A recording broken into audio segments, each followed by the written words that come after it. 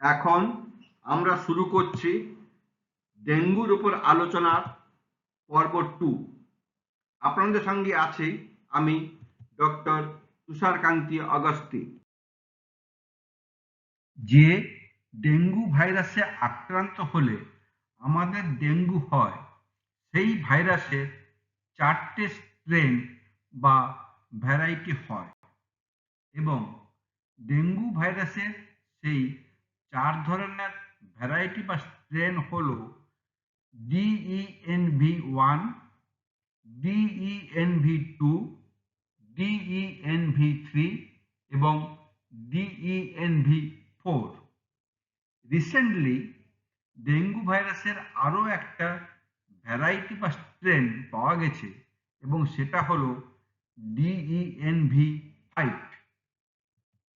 যখন কোনো ব্যক্তি ডেঙ্গু রোগে আক্রান্ত হয় তখন সে এই 5টা স্ট্রেনের মধ্যে যে কোনো একটা স্ট্রেনের দ্বারা আক্রান্ত হয় এবং তারপর যখন ওই ব্যক্তির শরীরে ডেঙ্গু ভাইরাসের ওই স্ট্রেন বা ভ্যারাইটির বিপরীতে অ্যান্টিবডি তৈরি হয়ে যায়, তখন ওই ব্যক্তি ডেঙ্গু রোগ থেকে সেরে ওঠে। ফলে ওই ব্যক্তি বাকি জীবনের জন্য শুধুমাত্র ডেঙ্গু ভাইরাসের ওই স্ট্রেন বা ভ্যারাইটির বিরুদ্ধে ইমিউনিটি লাভ করে। অর্থাৎ ডেঙ্গু ভাইরাসের শুধুমাত্র ওই স্ট্রেন বা ভ্যারাইটিটা যেটা প্রথমবারে ঢুকেছিল আর ওই ব্যক্তিকে আক্রমণ করতে পারে না।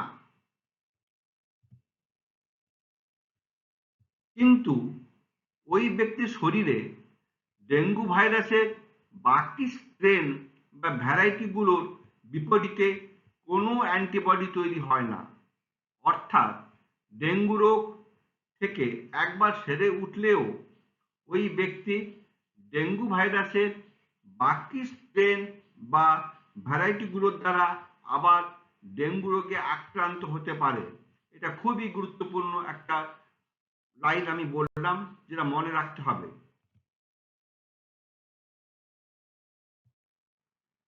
জীবনে প্রথমবারের জন্য যখন কেউ ডেঙ্গু ভাইরাসের কোনো একটা স্ট্রেন বা ভ্যারাইটির দ্বারা আক্রান্ত হয়, তখন তাকে বলা হয় প্রাইমারি ডেঙ্গু ইনফেকশন।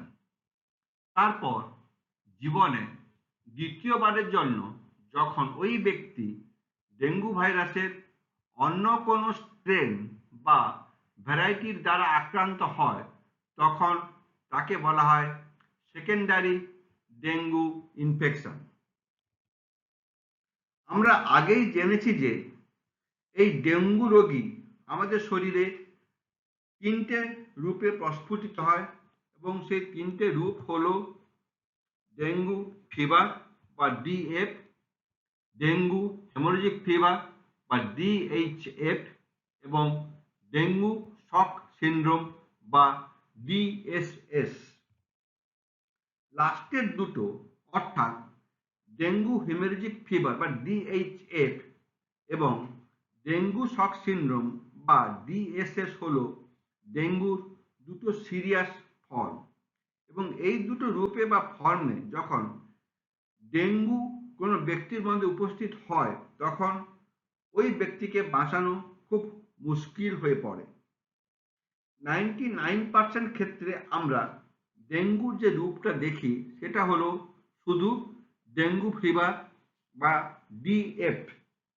কোনো ব্যক্তি যখন প্রথমবারের জন্য ডেঙ্গু ভাইরাসের দ্বারা আক্রান্ত হয়, অর্থাৎ প্রাইমারি ডেঙ্গু ইনফেকশনে আমরা ডেঙ্গুর যে রূপটা দেখি সেটা হলো এই ডেঙ্গু ফিভার বা ডিএফ। এই ডেঙ্গু ফিভার রোগী 3-4 দিন জ্বরে ভোগে, তারপর এই জ্বর থেকে সেরে ওঠে। সাধারণত কোনো রোগী সিরিয়াস হয় না বা মারা যায় না। এবারে আমরা আলোচনা করব কেন ডেঙ্গু ভাইরাসে আক্রান্ত হলে কোনো কোনো ব্যক্তি সিরিয়াস হয়ে যায়। এই আলোচনাটা একটু কঠিন হবে এবং মন দিয়ে শুনতে হবে। আমরা এতক্ষণের আলোচনা থেকে জেনেছি যে প্রথমবারের জন্য যখন কোনো ব্যক্তি ডেঙ্গু ভাইরাসে আক্রান্ত হয় তখন তাকে বলা হয় প্রাইমারি ডেঙ্গু ইনফেকশন এবং তার ফলস্বরূপ আমরা দেখতে পাই সিম্পল ডেঙ্গু ফিভার, যেখান থেকে 99% রোগী সেরে ওঠে।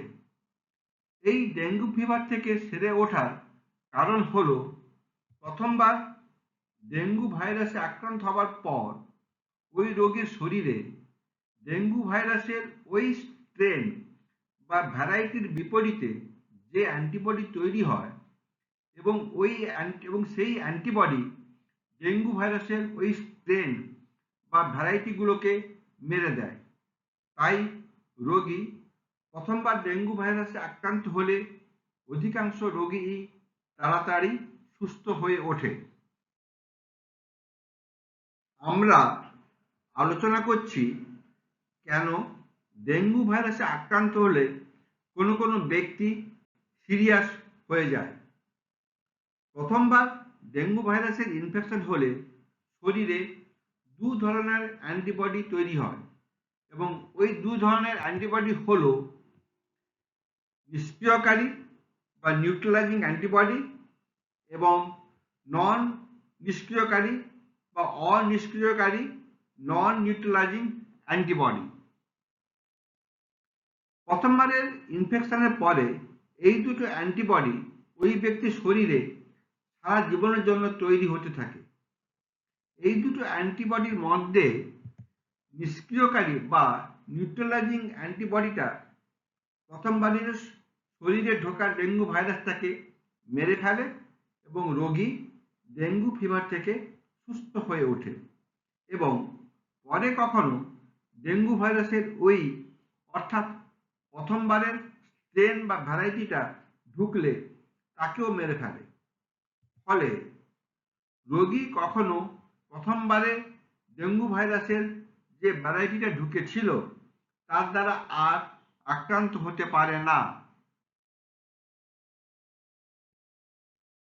অন্যদিকে দ্বিতীয় অ্যান্টিবডিটা অর্থাৎ অনিষ্ক্রিয়কারী বা নন নিউট্রালাইজিং অ্যান্টিবডিটা দ্বিতীয়বারের জন্য ডেঙ্গু ভাইরাসের অন্য কোনো স্ট্রেন বা ভ্যারাইটিতে ঢুকলে তাকে বডির স্বাভাবিক ইমিউনিটি থেকে রক্ষা বা প্রোটেক্ট করে রাখে।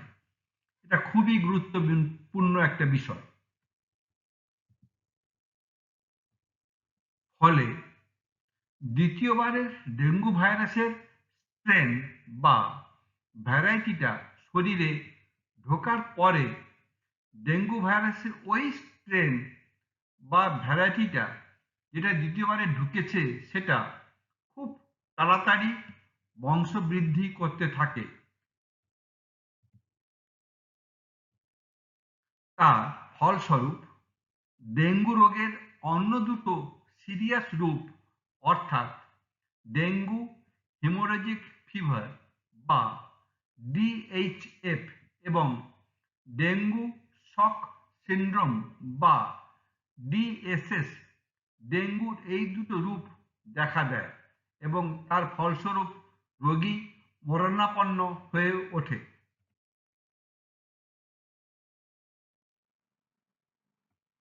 অধিকন্তু আগের তৈরি হওয়া অ্যান্টিবডির সঙ্গে বর্তমানের ডেঙ্গু ভাইরাসের স্ট্রেন বা ভ্যারাইটি যখন যুক্ত হয় তখন বিভিন্ন ধরনের সাইটোকাইনস নামক যৌগ যেমন আইএল বা interleukin 1, IL interleukin 2, IL interleukin 3 প্রভৃতি শরীর থেকে বেরোতে থাকে।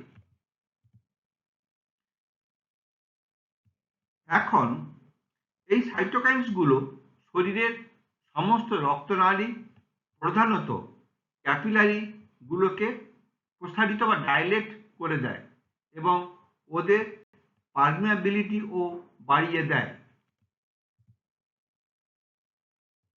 তার ফলস্বরূপ কি হয়? রক্ত থেকে জল রক্তনালীগুলোর দেওয়াল ভেদ করে বাইরের টিস্যুতে চলে আসে। ফলে রক্তের আয়তন কমে যায়, ব্লাড প্রেশার কমে যায় এবং রোগী মরণাপন্ন হয়ে পড়ে। এইটাই হলো ডেঙ্গু শক সিন্ড্রোম বা ডিএসএস। রক্ত ঘন হয়ে যায়, রক্তের প্রবাহ কমে যায়, রক্তে ছোট ছোট ক্লট তৈরি হয়, রক্তে প্লেটলেটস বা অণুচক্রিকার সংখ্যা কমে যায়। ফলে শরীরের যেখানে সেখানে রক্তক্ষরণ বা হেমোরেজ হতে থাকে এবং রোগী মরণাপন্ন হয়ে পড়ে।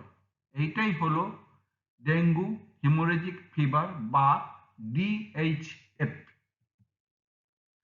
সাধারণত কোনো ব্যক্তি যদি প্রথমবারের জন্য ডেঙ্গু ভাইরাসের DENV1 স্ট্রেন বা ভ্যারাইটি দ্বারা আক্রান্ত হয় এবং তারপরে দ্বিতীয়বারের জন্য ডেঙ্গু ভাইরাসের DENV2 স্ট্রেন বা ভ্যারাইটি দ্বারা আক্রান্ত হয়, তাহলে রোগীর সিরিয়াস হয়ে যাবার সম্ভাবনা অনেক বেশি থাকে।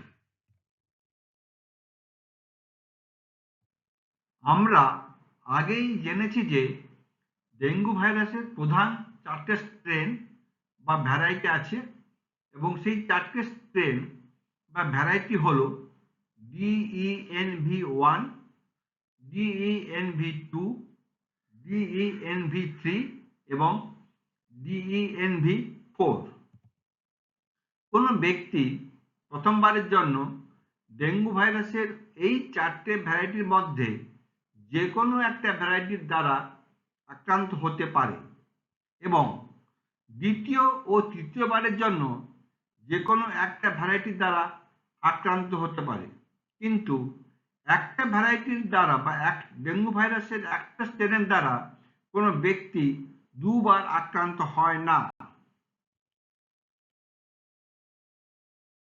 কারণ ডেঙ্গু ভাইরাসের কোনো একটা স্ট্রেন বা ভ্যারাইটির দ্বারা আক্রান্ত হবার পর ডেঙ্গু ভাইরাসের ওই স্ট্রেন বা ভ্যারাইটির বিপরীতে যে নিউট্রালাইজিং অ্যান্টিবডি তৈরি হয়, সেটা আর ডেঙ্গু ভাইরাসের ওই স্ট্রেন বা ভ্যারাইটিটাকে ওই ব্যক্তির শরীরে আর ঢুকতে দেয় না। সাধারণত কোনো ব্যক্তি যদি প্রথমবারের জন্য ডেঙ্গু ভাইরাসের DENV1 স্ট্রেনের দ্বারা আক্রান্ত হয় এবং দ্বিতীয় অথবা তৃতীয়বারে ডেঙ্গু ভাইরাসের DENV2 স্ট্রেন বা ভ্যারাইটি দ্বারা আক্রান্ত হয়, তাহলেই রোগী সিরিয়াস হয়ে পড়ে, অর্থাৎ ডেঙ্গু ইনফেকশনের DHF বা ডেঙ্গু হেমোরেজিক ফিভার এবং DSS ডেঙ্গু শক সিন্ড্রোম এই দুটো রূপ দেখা দেয়। এতক্ষণ ধরে আমার ডেঙ্গুর উপর আলোচনা দ্বিতীয় পর্ব ধৈর্য সহকারে শোনার জন্য সবাইকে আমার অসংখ্য ধন্যবাদ। এর পরবর্তী পর্ব অর্থাৎ পর্ব 3-তে আমরা আলোচনা করব ডেঙ্গুর ডায়াগনোসিস নিয়ে।